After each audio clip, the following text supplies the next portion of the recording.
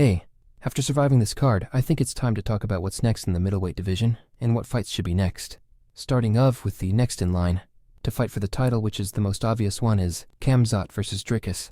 This is the clear next fight to make at middleweight, since Dricus has now beaten 3 former champions in Whitaker, Izzy, and Sean twice. There is also Imavov, but in my opinion, and Khamzat should be next.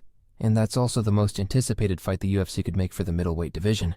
So, who do I have winning this fight is also pretty obvious. I want to make a full breakdown when the fight is booked, and we get closer to it. But my pick will be Khamzat. Don't get me wrong.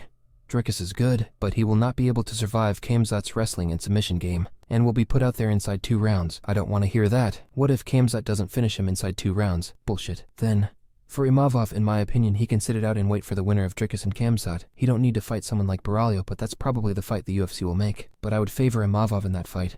Should be a great fight nonetheless. Imavov could also fight Strickland to avenge his loss, but that wouldn't make sense, since that would probably put Strickland right back into the title picture again if he wins. So instead, for the final fight I want to see the UFC to make in the middleweight division is Strickland versus Izzy 2.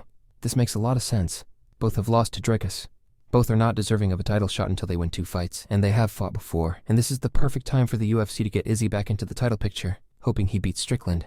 And this time I really believe Izzy could beat Strickland, and then fight the loser of Dricus and Khamzat. And that could also be another shot to avenge his loss to Dricus. But it all depends what Izzy wants to do, and if he wants to stick around, which I think he will, and what the UFC wants. But let me know what y'all think of these 3 matchups in the middleweight division, and who you have winning if they happen. See you in the next one.